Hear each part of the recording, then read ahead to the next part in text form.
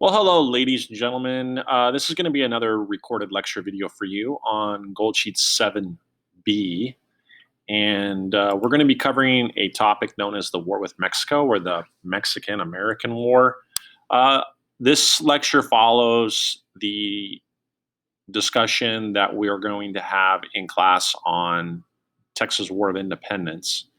And so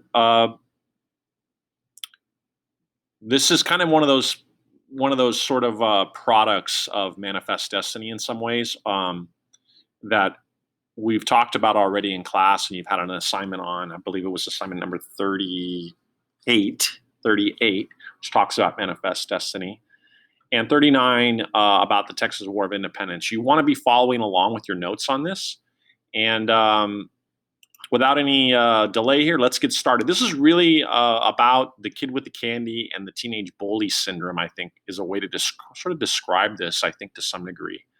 And this analogy, I think, is fairly, basic in the sense that we can kind of characterize Mexico as sort of being the kid with candy. They're like the one that had the land, and we have America under this desire of Manifest Destiny, of this desire to feel like they need to expand west and that they have a right to do that under God's providence, to sort of take land, whether somebody wanted to give it to them voluntarily or not. And in Mexico's case, they were not happy, as we'll see, with the loss of Texas. They thought it was very unjust. And as a consequence, the United States is sort of using its bully power here, the size of its economic power, to push around Mexico, which was at a disadvantage economically and by population size, and was going through a lot of government turmoil itself. Okay, so if we look at this map here, we know that in 1845, Texas, at least a part of it here, not the entire part that we see, will be eventually annexed by the United States and become a part of the United States, this area that's in blue here. But what we're going to find out in this discussion, that later on, this area that we see 3 years later in green, and then later on with something called the Gadsden Purchase, a few years after California becomes a state, we're going to acquire this little sliver of land down here in what is to now known as southern Arizona, where this border is right here. If you're trying to figure out and you want a little bit more detail about where does this fit into the textbook, you can find this information that we're going to cover on pages 495 through 497. Okay. So one of the first questions that I want to ask is, what happened after Texas was annexed to the United States? And the really simple answer to that is, we're going to see a war fought between the United States and Mexico, and it's going to last for about 2 years, from 1846 to 1848. And again, why was Mexico upset with the United States? Well, as I mentioned or alluded to earlier, Mexico felt that Texas was stolen property. And they were really upset with Texas becoming a state. I think to some degree, the story of Mexico here is one of a struggle against the Spanish, obviously. But it's really, Mexico, I feel, being taken advantage of by opening their borders to the original 300 families that we've talked about. And then this population flood that just continues in with people disregarding Mexican law. And then ultimately, after the Battle of the Alamo and General Sam Houston, who rises up and takes the Texans to sort of fight against General Santa Anna and the army of Mexico, pushing them out, a treaty signed. The Mexicans are sort of have a bitter taste in their mouth. They feel literally like that child who's had something taken away from them. And maybe there's some, justification for that. How did this war begin, this Mexican-American War? It really began over a battle over where the border between Texas and Mexico would be. And this border between two rivers, the Las Nueces River, which is a river that runs a little bit farther into this map here in the blue, and then another river that is runs along here called the Rio Grande River, or the Rio Grande River, the big river. And where that border existed between Texas and Mexico becomes the dispute in the issue.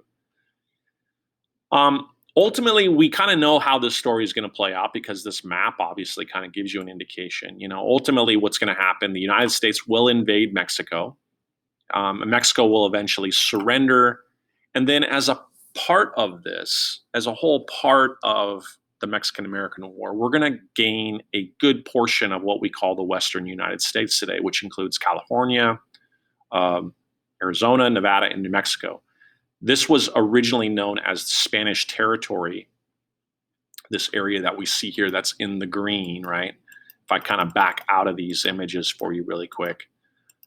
These areas that were in the green were originally controlled by the Spanish. Oops, that's a little too aggressive. Sorry about that. And wow, I really went far here. Hold on one second.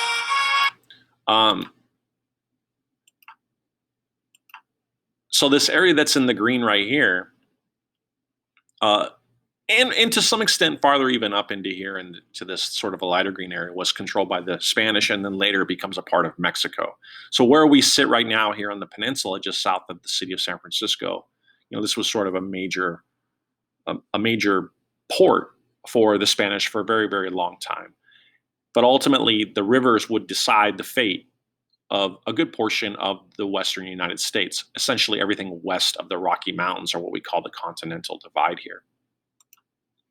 So who's the president at this time? Well, we have a president by the name of President Polk, P-O-L-K. And Polk was a pretty aggressive American president. He's one of those guys that is falling into the manifest destiny sort of mantra, if you want to call it that. He's a guy who believes that the United States is destined to really just expand west, and using its power to gain control of Western lands because the United States needed to expand to connect, sea to shining sea, so to speak. Certainly, he's influenced by the Monroe Doctrine. He's influenced by his predecessor presidents who were aggressive in their attitudes about Americans having a right to land, right? So,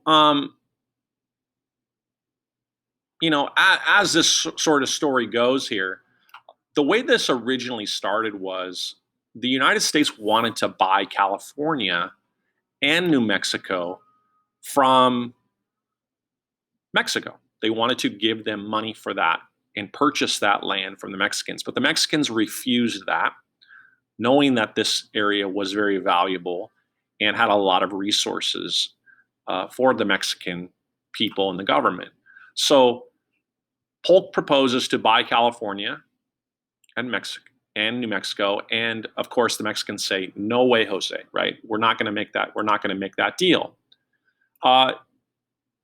And Polk says, "Look, I'll give you a lot of money, and it will really be beneficial for both countries at the time." And again, there's a bitterness in sort of the brains of the Mexicans who say, you've really stolen Texas from us already. We're not going to give you anything. Even if you offer us money, it's just not going to happen. We see kind of the writing on the wall here, right? We see how the Americans are becoming very aggressive, and they're willing to, bully people around, so to speak. Also, what's at stake here, and I apologize for the typo here. There should be an A in this word. There was a dispute over the border between where Texas and Mexico was to start with. Again, I'll show you on another map here, but essentially the Mexicans thought that the border was much farther north of where Texas should be, where the Americans were saying no, the Rio Grande, which is farther south, should be the border itself. So as I say here, no, the border, again, typo, should be the Rio Grande. And, the Mexicans are saying, look, we'll recognize, the border as you want it, but you got to give us in return California, New Mexico, but we'll give you $30 million to take it off your hands. And again, Mexico is pretty adamant about this. No hay acuerdo, right? We're not gonna make it happen. And so the United States starts flexing its muscles and basically saying, you know, we're going to march into Mexico City and make you do this because we're kind of tired and we're becoming very impatient. And it's our manifest destiny that we have a right to all of this land, this sort of philosophy. So, you know, so in the end, ultimately what happens is es la guerra, you know, that's ultimately what's going to be going on here. We're going to see a war happen between these two sides. This map is intended to sort of give you a little bit of perspective here. So in 1846, the United States sends an army under the command of a very famous American general by the name of Zachary Taylor, who, by the way, will go on to become an American president later on. And Zachary Taylor is going to march an army that he has, and he's going to station these men. He's going to camp out basically on the eastern side of the Rio Grande. Okay. Now, again, America this whole time is saying that this river is the border between the actual Texas Republic, now the state of Texas, and Mexico. And the Mexicans are saying, no, that was not the original agreement in the treaty that was signed between the Texans and the Mexicans. That they said that their border was actually along a river that runs along here, which is about a difference of about 100 miles, called the Las Nueces River, okay? So the Mexicans claimed that this was the actual border, and the Americans were saying, no, that's not the border. It's the Rio Grande River is the border. And so when Zachary Taylor sends his army here and he camps out along here, the Mexicans see this and they look at it as an act of aggression. In fact, what's going to end up happening is there's going to be shots that are going to be fired back and forth across the river between the Mexican army and the United States. And then ultimately, we don't really know, who started the war physically. We don't really know accounts. It's kind of blurry. The Mexicans say the Americans did. Of course, the Americans say the Mexicans did. But ultimately, the war begins and starts here as a result of this. And so what are we going to see? We're going to see a series of battles that are going to be fought inside of Mexico and outside of Mexico. And you can kind of see by the flags on the screen who fared better in the war. Everywhere where you see a flag is an actual battle that, if it's an American flag, it shows you that it was an American victory. If you see the Mexican flag here, which is basically in what is now Southern California, in the San Diego area, this was the only battle that the Mexicans actually won. And they had a whole bunch of lancers, basically. These are Mexicans that were on horses with giant lances. And they basically destroyed a small American force here in San Jacinto. It's called the Battle of San Jacinto, actually, in an area of San Diego County right here. But this was pretty much an overwhelmingly American victory. Also, what you'll notice is some lines down here. The United States is going to send naval vessels actually into Mexico as well. And during this war, they're actually going to occupy Mexico City and basically take over the entire Mexican government. And this is going to force Mexico to sign a treaty, the Treaty of Guadalupe Hidalgo, which will essentially end the war. And then a few years later, we're going to see another result of this, which is, something called the Gadsden Purchase. So as a part of the Treaty of Guadalupe Hidalgo, Mexico will cede, which means essentially give us this land as a part of the treaty to end the war. And then a few years later, the United States is going to get away with actually buying something from the Mexicans called the Gadsden Purchase. And the reason why we wanted this little chunk of land is we were trying to run a railroad along the southern part of what would become Arizona into California here. So we really bought this land as a transportation corridor to go to the south of the Rocky Mountains, essentially, and kind of come into the bottom part of what is today Southern California. Okay. So let's take a look at a short little video that I have for you that kind of explains this this war in in about a 3-minute long version of it.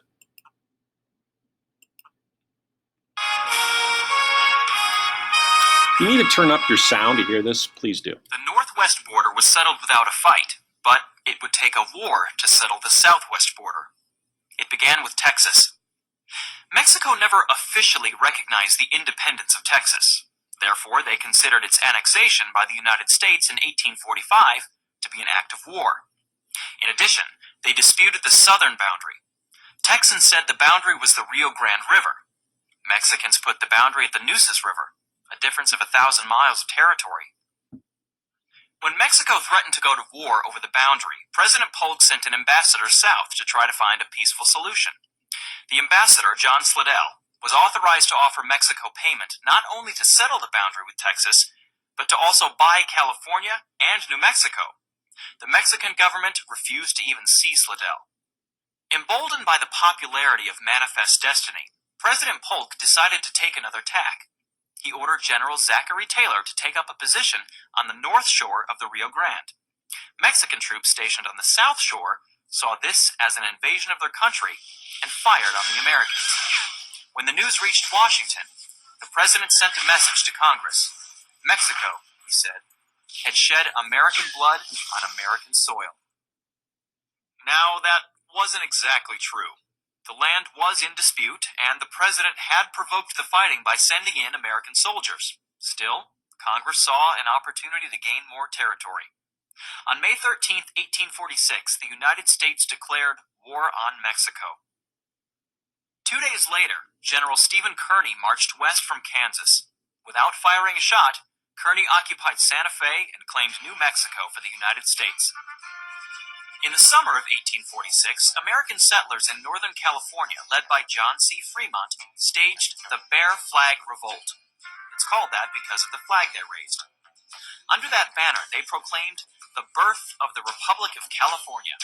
By fall, American troops arrived and took all of California for the United States.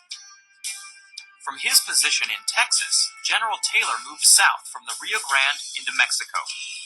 In February 1847, Taylor's army met Santa Ana at Buena Vista. Meanwhile, General Winfield Scott took an army into southern Mexico. In September 1847, Scott marched into Mexico City. The war officially ended in February 1848. By the Treaty of Guadalupe Hidalgo, Mexico recognized that Texas belonged to the United States and accepted the Rio Grande as the boundary between the two nations. The other provision of the treaty is called the Mexican Cession. In return for a payment of $15 million, Mexico ceded roughly half its territory to the United States. From the Mexican Cession came the states of California, which still flies the bear flag, Nevada, Utah, Arizona, and New Mexico, as well as parts of Wyoming and Colorado. The United States also bought one more piece of territory from Mexico. This section along the border of New Mexico and Arizona. That happened in 1853. It's called the Gadsden Purchase. The land was needed for construction of the Southern Transcontinental Railroad. It was a peaceful transaction, and Mexico did much better this time. They got $10 million for this small stretch of land. The United States now stretched from sea to shining sea.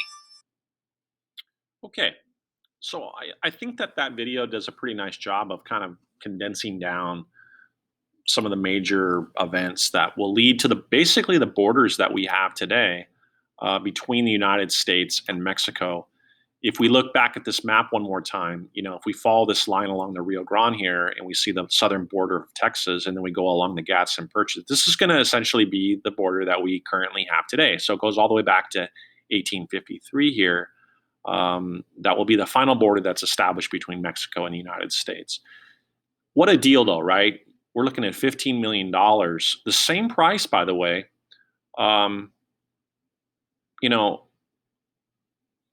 a very cheap price considering what we got the Louisiana Purchase for too, right? So we're looking at, for really, I would consider it to be peanuts today, the acquiring of a good portion of the United States, certainly the Midwest and the Western half, between 1803 and 1848, one through an act of war, one through an act of purchase here. But ultimately the United States is going to really establish itself now. And there will be no more disputes between what will become the state of Texas and Mexico after that point.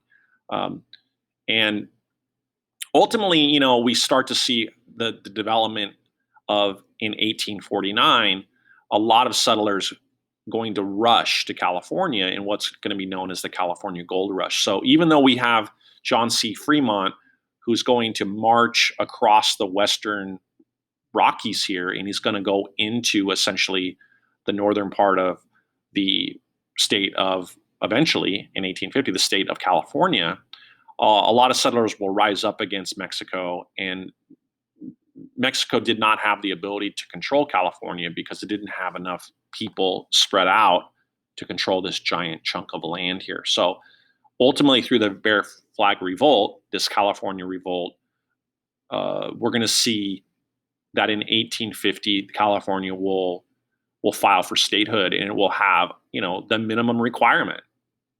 I think it's 50,000, 60,000 people, and they'll form a constitution. They'll submit that all the way back here in Washington, D.C. And of course, Congress in Washington, D.C. is very delighted that California will become a state, because in 1849, what is discovered? Well, gold. Gold will be discovered in the Sacramento Valley, and ultimately make America a destination for a lot of people to come here. So if we look at this kind of California gold rush picture here, right, we're going to start to see thousands and thousands of people rush to California, either by land across the Rockies, or many of them actually will come by ships from Europe, from South America. They're going to come around the tip of South America, along through the Pacific Ocean, on a journey to take them to basically the city of San Francisco, where they'll disembark and they'll cross over along the American River and get to essentially what is now Sacramento area. So we call these people that flocked here to California, we call them 49ers, because they came here in 1849. There was about 100,000 people that arrived in California looking for gold in 1849.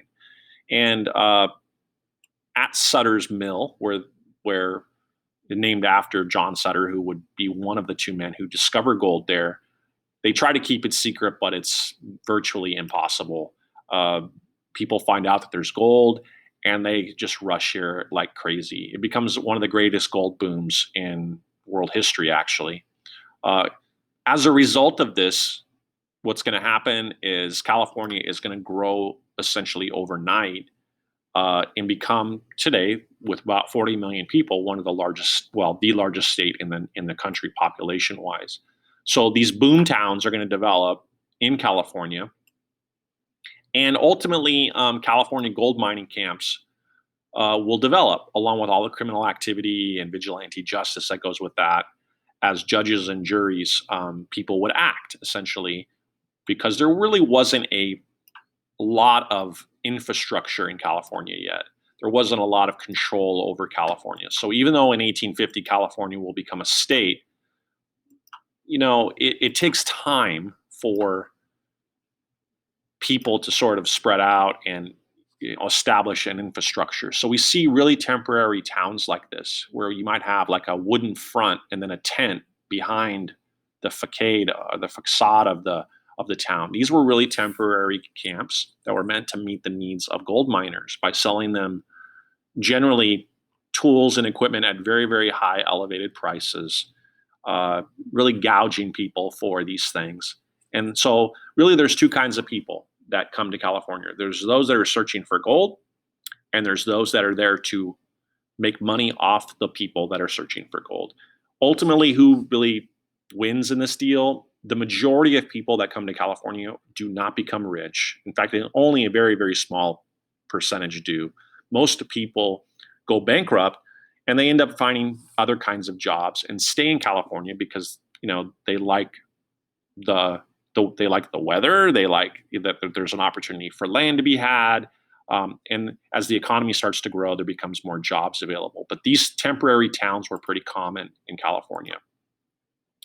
Here's an image down here, an actual photograph that you see of Chinese labor immigrants that came here, that were brought over here to work in the gold fields of California. And I don't get into a lot of detail in this class on this because I could literally spend weeks talking about types of mining, from placer mining to open pit mining to sluice mining here. But understand that there was different groups of people that will come to California as a result of the California gold rush. A lot of Caucasians came from the eastern United States who were of European descent or European background, and then there was a lot of Chinese labor brought here to the United States to ultimately not just work in gold fields later on, but to help build the Intercontinental Railroad, which will stretch across California through the Western Rockies and connect the East to the West later on. I mentioned to you earlier a little bit about. Let me see if why I have so many things open here. Sorry.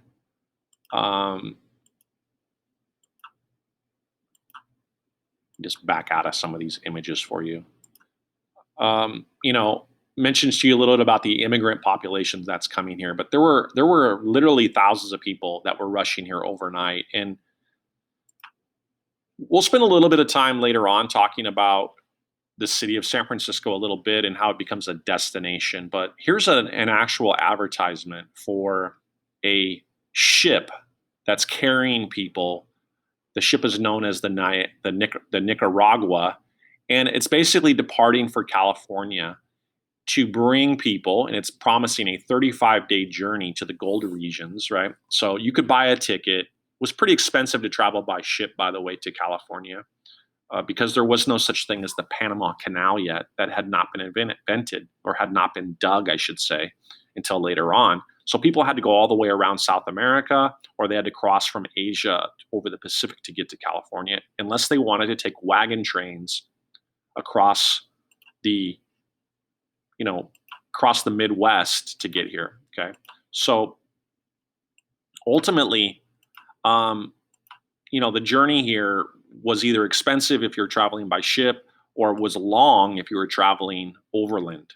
And as we talked about in Frontier Life, there was a lot of people that didn't make it the entire journey for various reasons, like accidents and diseases and things like that. So, here's an actual primary source, if you would like, from a woman by the name of Eleanor, and she writes a letter to somebody by the name of Lucille. So after many hardships have arrived in the great land of California, along Lassen's Pass, young Timmy fell ill with malaria and wasn't able to recover. Our finances are dwindling rapidly, and contrary to our hopes, gold does not readily flow through the mountain streams.